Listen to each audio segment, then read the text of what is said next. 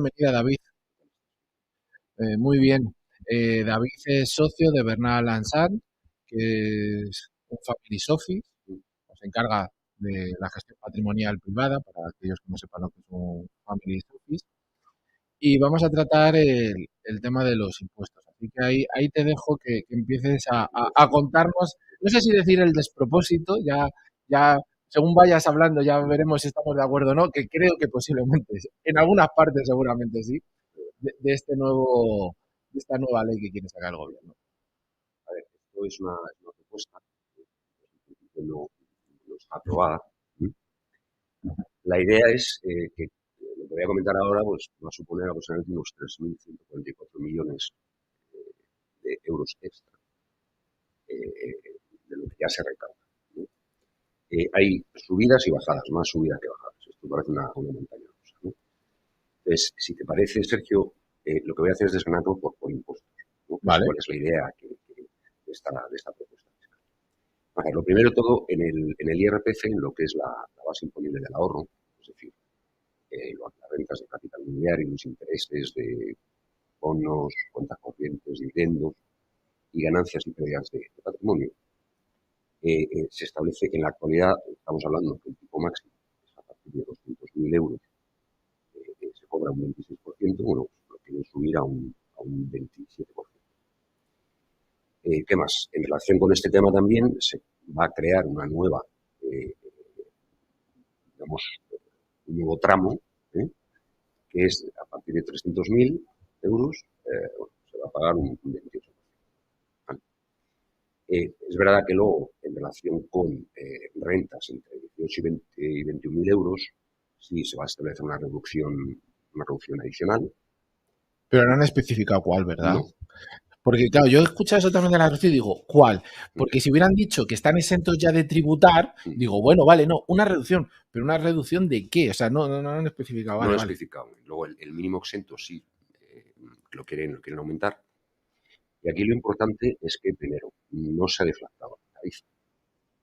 Es decir, como sabes, lo que ha provocado un tsunami, ¿no? A nivel partidos políticos, ¿no? El hecho Sí, de sí. que Moreno Bonilla, el presidente de la Junta de Andalucía, uno, haya eliminado el impuesto del patrimonio y haya deflactado lo que es la parte de la cuota autónoma. Sí, que ya lo había hecho aquí a Ayuso. Que encima este año lo han hecho tanto uno y otro. Antes, para que no pase como el año pasado, que también lo hizo Ayuso, lo que pasa es que lo hizo más tarde, con lo Sí, cual en la renta de este año no tuvo impacto. ¿no? Pero yo creo que esa oportunidad, o sea, se ha perdido una oportunidad, o se está perdiendo una oportunidad, porque de momento no se ha aprobado. Pero sería interesante el deflactar la tarifa de Inglaterra, estamos en casi un 20% de. Y luego, en relación con el ahorro, lo que sucede es que, claro, esto los oyentes lo tienen que entender. Yo tengo una renta del trabajo, pago impuestos por esa renta del trabajo, desde un 19 a un 47% en función del nivel de renta. Y luego, una vez que yo ya he soportado impuestos en relación con esa renta del trabajo, aquello que pueda ahorrar, ¿de acuerdo?, me vuelve otra vez a someter. Entonces, esto en definitiva, el hecho de aumentar, es verdad que son tramos altos, pero el hecho de aumentar los tipos impositivos, bueno, pues lo que va a hacer es mermar la capacidad, lo que digo ya, la renta disponible, ¿no?, de los contribuyentes. Ahí, si me permites, vamos a quiero entrar un momento en tema de cómo suele invertir la gente. ¿Qué quiero decir? Por ejemplo, gente que tenga dividendos, que solamente busquen invertir en las compañías para recibir dividendos, por ejemplo, van en función de si lo hacen a través de compañía o a través de un fondo, que luego ese fondo puede ser que dé antes ese dividendo o bien lo vaya acumulando.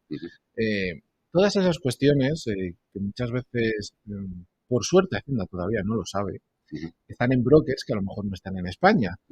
Y todas estas medidas, porque que entiendo que ahora lo vas a decir, ¿no? El tramo más alto era un 26, como dices, que ahora es Ahora un, es un 26 y 27, va a ir a un 27. pero que estás hablando de 200.000 euros. Claro. Grandes patrimonios o gente que a lo mejor durante muchos años de su vida, que no tiene por qué ser un gran patrimonio, sino que a lo mejor lleva desde los 30 años invirtiendo y le ha ido bien, están estas cantidades, la picaresca lo que les va a llevar es a no sacar el dinero del broker, a dejarlo ahí Claro. y al final lo que vamos haciendo es que ese famoso dinero negro vayamos a una sociedad que cada vez intente ocultar más dinero al Estado con estos impuestos. Es increíble. Hombre, vamos a intentarlo.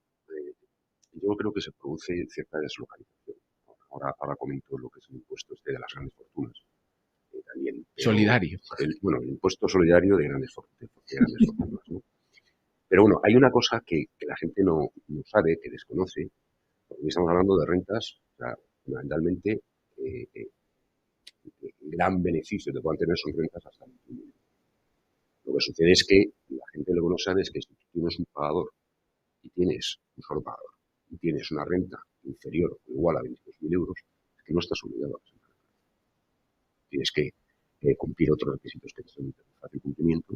Por lo tanto, esto es una medida, yo creo, más de calado de marketingiano, ¿no? Porque realmente en la actualidad, repito, o sea, una persona que tenga un único pagador y que gane igual o inferior a 22.000 euros, no está obligado a presentar. No, pero el problema viene para la gente que muchas le pasa que está en esas cifras que tú estás diciendo, pero tienen dos pagadores. Con lo cual, ahí Hacienda te cruje. Exacto. Además, como son tipos de retención diferentes, al final. No. A mí me sigue pareciendo descomunal que porque alguien gane, hemos hablado de 26, pero la cantidad es menor, que es porque va el tramo. Cuando tienes acciones, fondos, etcétera, las ganancias van desde el 19, ahora hasta el 27, y bueno, si tienes 300.000 al 28. Es que estás hablando de que algo que tú estás invirtiendo para generar patrimonio o jubilación, me estás metiendo un 20% en adelante. O sea, casi que te vas como si fueras una compañía, casi que te vas a sociedades. O sea, son cosas que en un país donde quiere que sus ciudadanos sean prósperos, pues no es la mejor forma, ¿no? Totalmente. Estamos totalmente de acuerdo contigo, ¿no? Luego, otra de las novedades es el impuesto a las grandes fortunas, que se llama impuesto de solidaridad de grandes fortunas, que en principio es un impuesto temporal para el 23 y para el 24. Entonces hay unos tramos de 3 a 5 millones, 1,7%, 5 a 10 millones un 2,1% y a partir de 10 millones un 3,5%. O sea, es decir, que los tipos son prácticamente casi muy parecidos al impuesto actual del patrimonio. Ahora comentaré porque esto tiene bastante miga, ¿no? Entonces, se espera recaudar 1.500 millones, ¿vale? Y va a afectar a 23.000 contribuyentes. Vamos a ver. Ten en cuenta que esto es para 23 y 24 y hay elecciones el año que viene. Entonces, dentro de el gobierno sigue gobernando, el actual gobierno, o entra un nuevo gobierno, se va a encontrar con esa situación. Y luego hay una cosa que, a ver, el impuesto del patrimonio, porque esto no deja de ser una duplicidad de impuestos. Lo que pasa es que, de nuevo, como hay comunidades autónomas, dígase Andalucía o dígase Madrid, que no existe este impuesto, ¿vale? Claro, crea, digamos, de nuevo una desigualdad enorme, ¿no? Y ten en cuenta que el impuesto del patrimonio nace como impuesto extraordinario del patrimonio. Eso era ahí en el año 81, ¿vale? Y curiosamente, en el 2008 el PSOE lo eliminó. Que se dice pronto, ¿eh? Se dice pronto que lo eliminó Zapatero. Sí, y luego lo recuperó Montoro. Por eso. O sea, entonces, ¿qué pasa? Que a mí me da la sensación que hay dos hechos imponibles iguales. O sea, el impuesto de las grandes fortunas, el solidario, y el impuesto de patrimonio. Entonces, yo creo que desde un punto de vista jurídico y económico va a dar mucho que hablar. Me da la sensación, ¿no? Según el gobierno ha dicho que las comunidades, por ejemplo, como Madrid, etcétera, si se van a compensar, si has pagado en uno o en otro, que bueno, que veremos. Luego, ¿qué es lo que sucede? Que claro, lo que viene a decir este nuevo impuesto, que para mí es un cálculo del impuesto del patrimonio, dice, bueno, aquellos que paguen la cuota del impuesto del patrimonio lo deducen del impuesto de solidario de grandes fortunas. Es decir, vamos a ver, es la primera vez en la historia jurídica que prácticamente un mismo impuesto, la cuota es deducible. Me explico, es como si la cuota del IRPF es deducible dentro del IRPF. Pues es deducible en otro impuesto, como es el impuesto del patrimonio. Es decir, que yo creo que no tiene mucho sentido. Más cosas. Fíjate que esto, el impuesto del patrimonio, la cesión a las comunidades autónomas es desde el año 96. Y esto no ha dejado de ser algo que intuía el señor Escrivá cuando decía una recentralización de los impuestos, que va en contra digamos, de la cesión por parte del Estado de tributos a las comunidades autónomas. ¿Y qué no va a ocurrir?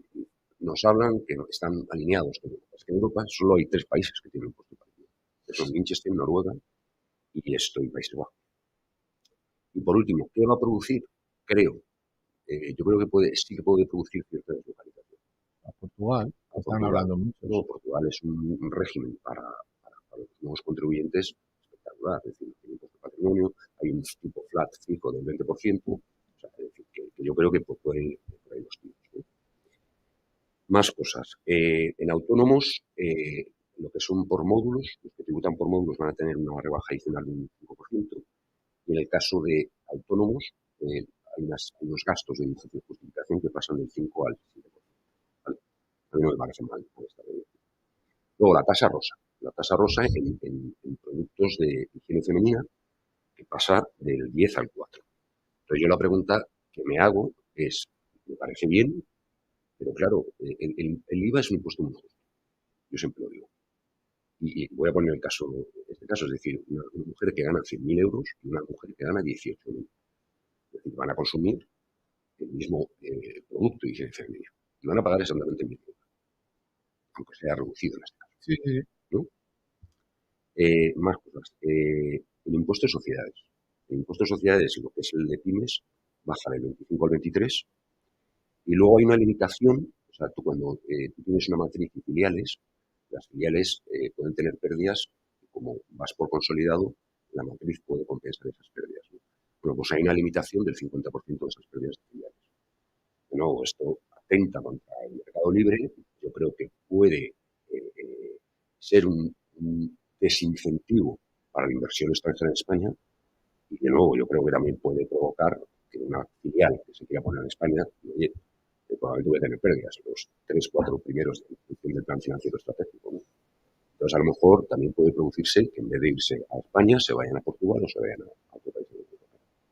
En este sentido, bueno, de todo lo que hemos ido comentando, quizás la que es un poco lógica y aún así tendría que bajarse más es el del 25 al 23%. Exacto, a mí me parece una idea muy buena. En sociedades, pero aquí, ya lo hemos hablado algunas de las veces, donde no meten mano es a quitar el pago de autónomos. Sí. Porque es que yo lo hemos hablado aquí muchas veces, pero es que sigue siendo igual que el patrimonio, que tiene que entender la gente, que es gente en su patrimonio, pero que tiene derecho a tener 3, 4, 5 casas, las que sea, que seguramente cada una de ellas ha pagado sus impuestos, que anualmente pagarán sus impuestos, y porque el cómputo son 3 millones, 5, lo que valgan cada una de las casas, tiene que volver a pagar un impuesto de patrimonio. Estamos todos locos. Yo leía una noticia, bueno, he leído el titular, no sé hasta qué punto se llevará a cabo o no. El mismo abogado que fue a la Unión Europea, que gracias a él, hay que presentar 720, pero ya no hay multa, quiere ir ahora por el impuesto nuevo. No sé. Es que a mí me parece una locura. O sea, igual que personalmente me parece una locura jurídica el impuesto a la banca de beneficios periodistas. Si están pagando impuestos sociales. O sea, es decir, en lo que no puede haber es un mismo hecho imponible. Aquí hay dos hechos imponibles. Y lo que decías tú de patrimonio, o sea, es decir, yo con las rentas que genero pago IRPF, me parece estupendo. Dos, una vez que consigo, digamos, amasar un patrimonio gracias a ese ahorro, también pago impuestos en relación con esas rentas. Pero es que luego el neto que me queda, tengo que pagar impuestos de patrimonio. Es decir, y luego, aparte, en el caso de fallecer, los herederos de ese, digamos, esta historia que te he contado, pagan de nuevo, y bueno, ya sabes que hay comunidades autónomas que lo tienen muy bonificado, ¿no? Entonces, es decir, es que te mueves, ya te han dado. O sea, es así, ¿no? Se decía que en Argentina este nuevo impuesto, el de la solidaridad, lo iban a poner también creo que para 2 años. Luego pasó a 5 y creo que ya llevan 10 o una cuestión de estas. Entonces, de cara a tú como jurista, en este sentido desde la fiscalidad, yo es que lo veo muy complicado y sobre todo, como tú también has dicho, el tema de estos impuestos a las ganancias, porque no es al beneficio, primero es a las ganancias y luego se lo meten tanto a las petroleras, etcétera, como a la banca. Por suerte se dice que todo el tema del sector de la energía ahí lo van a tener más complicado, porque claro, a través de las filiales, etcétera, pueden hacer alguna artimaña para... Pero claro, los bancos que están aquí y no hay forma. Y si pensamos un poco en plan conspiranoico y esas cosas, nos dicen los de izquierda que son los del IBEX los que ponen a los presidentes, pues por este camino van mal, no se dan cuenta. A mí me parece una medida recaudatoria, pero desde un punto de vista de la seguridad jurídica, lo que puede haber es graves mismos imponiendo los veces, que es lo que ocurre desde un punto de vista del impuesto de solidaridad de grandes fortunas o el impuesto a la banca. Es decir, cuando hemos hablado de Portugal, porque bueno, aquí tenemos en España un caso, ¿no? Que es Marcos de Quinto, que está en Portugal, pero aquí entra lo de que tienes que estar fuera del país 183 días, o es algo que es intermedio. No, a ver, el tema de la residencia fiscal, es verdad que el primer punto de encuentro es si pasas más de 183 días, es decir, 6 meses en otro país, digamos, tiene la consideración de residente fiscal de aquel país. Pero luego hay un cajón desastre. El cajón desastre es que no solo tienes que cumplir ese criterio, sino que si tú tienes en España, por ejemplo, tu centro de intereses económicos, ya de forma directa o de forma indirecta, sigues siendo residente fiscal en España. Sí. O sea que, cuidado, porque esto de cambiar residencias ficticias, como está ocurriendo en las comunidades autónomas, ¿vale? Pues luego realmente se tiene que hacer muy bien. O sea, cumplir eso a rajatabla lo que establece la normativa. Sí, porque también aquí hoy va todo de titulares. Otro de los titulares que se está hablando es que ya los inspectores de Hacienda tienen la orden de empezar a rebuscar en lo que tú acabas de decir, los grandes patrimonios que se cambian de comunidades, empezar a ver si eso es verdad, etcétera. Porque aquí lo que no sabe la gente es que igual que la Guardia Civil tienen unos bonus por poner multas, los inspectores de Hacienda también. También. Y yo te lo reconozco. Esto no te lo cuentan en la universidad. Yo recuerdo, porque yo esto me he enterado, no te voy a decir, no hace muchos años que yo me enteré. Yo dije, ¿cómo? Dice, sí, por eso hay muchas veces tantas acciones que pueden estar mal, etcétera, porque algunos empresarios pasan, etcétera. Pero dices tú, ¿qué cobran de eso? Pero estamos locos. O sea, cobran, ojo, porque tú cuando un inspector levanta un acta de inspección, tú o pagas o avalas. Pero si acudes a tribunales, el señor inspector ha cobrado el bonus de algo que no tiene resolución firme. Sí, pero luego se le quita. No. Claro, es que lo dices, pero dices, no se lo quitan. Dices, perdona, o sea, se está llevando dinero por algo que está mal hecho. No, a ver, no es que esté mal hecho. Es inseguridad jurídica. Por eso, pero sí. Para eso están los tribunales, ¿no? Claro, pero tendría que ser igual que las multas de coche. Si te las quitan, ese bonus a ese guardia civil, habría que quitárselo. Ya no. O sea, entonces que están incentivando levantar muchas actas de inspección. Además, mira, el problema no en inspección, sino en comprobación, ¿no? En comprobación muchas veces es un caso que 1 más 1 es 2. Hay casos que es verdad que son a lo mejor interpretables, pero hay casos que no son interpretables, que es lo que dice la propia normativa. Es decir, la propia Dirección General de Tributos que emite consultas vinculantes o no vinculantes, que establece los criterios. Tú haces el criterio de esa Dirección General de Tributos con un caso claro, ¿eh? No te estoy hablando de algo interpretado. Y como gestión no resuelve, pues claro, ¿qué es lo que tiene que hacer el contribuyente? Ir al tribunal. Y entonces, ¿los tribunales cómo están? Atascados. Es así. No. Yo aquí el otro día hablaba de que somos un país que no podemos prosperar como debemos cuando hay tanta gente que quiere ser funcionaria. Y en yo me planteaba, es que para ser funcionario de Hacienda... Tienes que pasar a una posición... No, la oposición sí... No, pero yo hablo de los aspectos, los valores que tiene uno. Vale. Porque dices, no vas para fiscal, no vas para abogado del Estado, no vas para correos. No.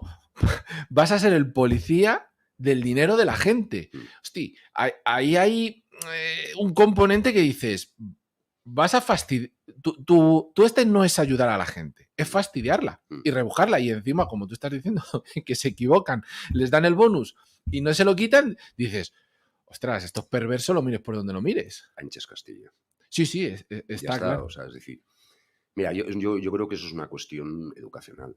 O sea, el nivel de emprendimiento, lo que tú has dicho, ¿no? Que cada vez la gente joven es que lo ven. Es decir, un funcionario, con todo el respeto hacia ellos, ¿no? Tiene su salario, es francamente difícil que le puedan despedir, cosa que en la empresa privada en 2 días te pueden hacerlo, o sea, perfectamente, no pasa nada. Entonces, ¿qué es lo que pasa? Que la gente lo que quiere, la gente joven lo que quiere es seguridad. O sea, y el nivel de emprendimiento, el otro día leí un artículo que está cayendo de forma alarmante. Es decir, una persona joven que quiere emprender. Es decir, que quiera ser empresario o que quiere ser profesional, ¿no? Entonces dice, no, yo prefiero, sé que no voy a ganar tanto, pero sé que ese dinero va a ser como un seguro, ¿no? Y es lo que creo que está ocurriendo. Es que, fíjate, dentro de... Porque esto es seguir hablando de tributación. Es que están las medidas esas, las leyes para cuando quieres emprender, que sabes que... Y yo aquí siempre es que te tiro por la parte de autónomo. Es decir, vale, tienes esos 50 euros que pagas durante un año, luego te van subiendo la cuota. Pero claro, si en ese periodo te van malas cosas y decides parar, pero luego quieres volver a reincorporar, aunque te quedase medio año, en vez de por el mínimo, que son casi 300 euros, pongamos que estás pagando 175, pero todavía te quedan, oye, 3-4 meses de pagar 175. No, ya te tienes que ir al tramo mínimo, pero ya te vas a los 300 euros y dices, ¿por qué? O sea, me he ido mal la primera vez, pero bueno, y es más, pienso que cada vez que tú... No voy a decir la picaresca, es decir, oye, llevas un tiempo, te das de baja un mes y vuelves a darte otra vez. Claro. Eso no. Pero, hombre, cuando ha pasado a lo mejor un año, han pasado 2 años que esta persona y se quiere volver a reincorporar, no puede tener otra vez el incentivo de los 50. Tiene que empezar ya con lo otro. Entonces, claro, dices, es que ya empiezo palmando el primer mes 300 euros. Es imposible. Y sin tener un ingreso fijo. Por eso. Y no solamente no lo tienes fijo, es que hemos hablado de los autónomos que son 300, pero es que si empiezas a sumar, si tiene un local... Bueno, te cuento. Es que levantar el chiringuito, como digo yo, a primeros de mes, ya empiezas con menos X miles de euros.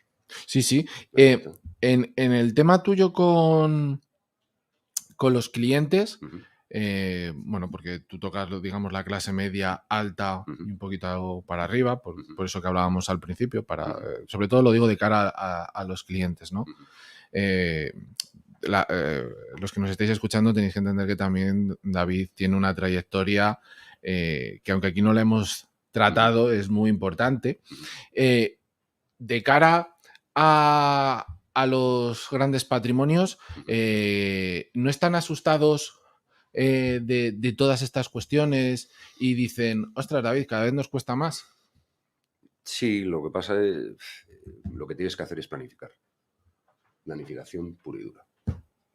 Planificar y ver el recoveco que te pueda dejar la ley para intentar hacer esa planificación. Vale, pues ha sido un placer, David. Muchas gracias por venir. Como siempre, aclarándonos toda la materia que nos intenta meter en cuanto a tributación el Estado, y nos vemos pronto. De acuerdo, muchas gracias. Hacemos una pausa y ahora volvemos.